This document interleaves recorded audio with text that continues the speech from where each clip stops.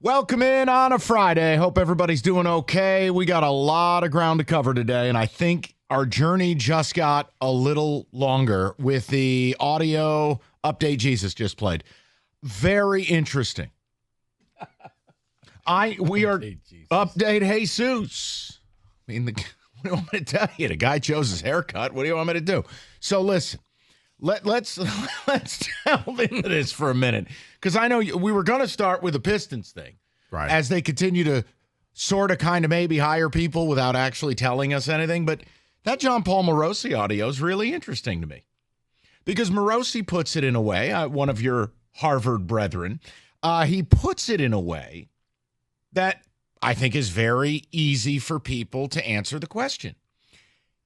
He was asked about trading Scooble by the morning show, and he basically just said, it all depends on how you feel about your core. If you believe in your players and you like your players and you still believe you got all the answers or most of the answers, you don't trade Tarek Scooble. But if you don't like your core, or if you're not as sure of your core, or you think the core is further away, then you do. Well, let's think about it for a minute and then just ask the people. And you know my stance on this. I don't want to do this, but I've kept my mind open to it based on, all right, Parker Meadows, currently in the minors. Spencer Torkelson, currently in the minors. Colt Keith, couple weeks from maybe being sent down to minors. I mean, if he was qualified, he's the worst player in the sport outside of Harvey. Mm-hmm. Now, he had a good May, but an atrocious April and an awful June. And what is he, 2 for 27 to start the month? Got to turn it around. Max Clark is nowhere close. McGonigal is nowhere close.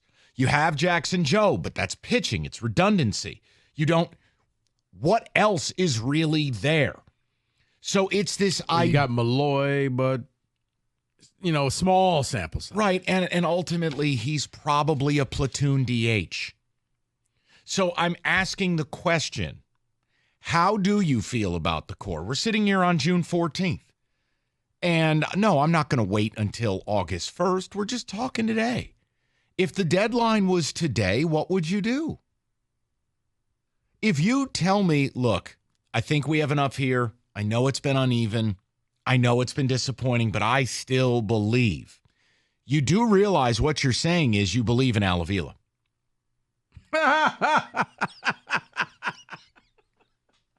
Fun. You do. You just started the day off hitting people with garbage cans, Mike. Fun. You do. Because, factually speaking, you're banking on all of Al's prospects. Now, you want to say Clark and McGonigal, well, that's great, but years, plural, away. If you don't believe, and you don't think all the answers are here, and you think you're going to need to spend the better part of $70 million AAV on offensive free agents to get this lineup to be acceptable, then you do lean towards the Scooble idea. And understand, you're not doing anything today. We're role playing, if you will. But it's this idea of the way John Paul Morosi spoke to Cookies and Stoney and the way he asked the question. I think it's interesting. And if I'm forced to make a ruling, no, I don't believe. Like, I don't believe Parker Meadows is going to be a great player. I don't believe Spencer Torkelson is ever going to be Freddie Freeman. I don't believe Riley Green is a great player. I think he's a good player. I think he's a player I'd be happy to have in my clubhouse, happy to have in my lineup. Do I see that he's a cornerstone MVP type player? No. Colt Keith, who knows?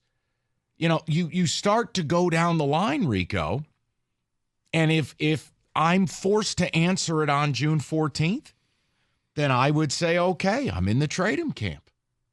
Because even with as splendid as he's been, and it might just be the best he'll ever be, you're still an under 500 team who's 11 games out of first and 3.5 out of the wild card.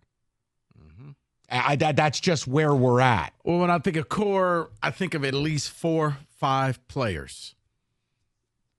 You may not be halfway there yet. There's a lot of people that are iffy, or a lot of people that you could sit into the maybe, probably kind of, category. sort of, maybe. To me, taking away just the pitching and Scooble, just your everyday, regular day players, I see Riley Green. Can I offer something else? Yeah. Let's include the pitching. Think about this.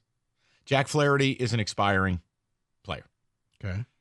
Reese Olson has gotten rocked 3 straight starts. Is the league catching up? Casey Mize cannot produce swings and misses. Therefore, he will never be anything unless that changes. Look, you got Jackson Jobe, and everyone's very excited about that. That's just lovely. Okay. You don't have a shortstop in the pipeline. You don't have a first baseman in the pipeline. You don't have many more shots to fire. Now, Jace Young could come up. No idea. Hasn't. I think it's interesting. I mean, David, the way John Paul. Still got the Frankenstein at third. Of what? I'm saying you got Frankenstein at third base. So I'm saying I'm looking at all the different pieces in your core, and it's like I'm not really saying 4 or 5 pieces. Now, if you want to throw pitching in there, which I don't, but I get what you're saying, you're closer to having your core. But I look at the everyday players, the guys that can go out there and score the runs, and not just in that one magical inning that they have. Cardiac cats, baby. Yeah. The 8th inning is our inning. Right. David, when you hear John Paul Morosi explain it the way he did, what side of it are you on? Well, you got to trade Scooble because we don't have anything else. And you can get it's sort of, to me, the same discussion about Cade. It's because you need other things. He is what you're going to get most. You're going to get most from that trade. So you got to trade Scooble. I just thought of something. Tell me if I'm reading too much into this. But anytime they want to bring up success stories of development this year, who's the first name they bring up? It's not Keith. It's not Riley. It's not Torque. It's not Meadows. It's Matt Vierling. AJ's done it. Scott Harris has done it. Gibby called the morning show and did it. You're right. If you're bringing up Matt Vierling as your shining star of development, your answer probably leans towards trade Scooble. No. Can we play the cut of John Paul Morosi for our audience now that they're settling in on a beautiful Friday? John Paul Morosi was on the morning show. He was asked the trade Scooble question by Stoney and Cookies. Take a listen to how he answered it, because I think it was really interesting. What side of it are you guys on? Using John Paul Morosi's way of stating it. 248-539-9797. And I do think it's interesting that if Vierling is the best story you can offer me, maybe, again, on June 14th, nothing's happening today. But if you're forced to answer it today, yeah, I would be in the trade Scooble camp. Not pounding the table, not demanding it has to happen, just saying if I'm forced to answer it, yeah, I would trade him. Because as good as he is right now, he's not going to carry you to a World Series. He can't. That's not fair to him. You're under 500. Your prospects are faltering big time. And I don't know if it gets better. And for everybody out there saying, well, you're going to trade away your best player, and how come you guys always want to trade away guys as soon as they get good? Because long-term, bigger picture, this guy can get you more players, and then you all of a sudden, you may become a championship team. Different sport, Mike, but, think of, Grant Hill. When he left the Pistons, you were able to go and get some building blocks that actually helped you win a title here. The same could be for Scooble, where he leaves, you trade him away, and you bring back enough pieces that now when you say who's the core, you can just rattle off names. Got this guy, this guy, this guy, this guy, and this guy. And understand, there's no judgment. You're not right or wrong. I don't think there's a wrong answer to this. If you want to keep him, cool. But tell me your confidence level in the Tigers' core that John Paul Morosi talked about. Like, what's your confidence level? Torque figures it out and you want to pay him. What's your confidence level that Parker Meadows is actually an everyday 600 at-bat, Gold Glove center fielder who can be an above-average offensive player? What's your confidence level Colt Keith is May and not April and June and can blossom into a Marcus Semien-type bat at second?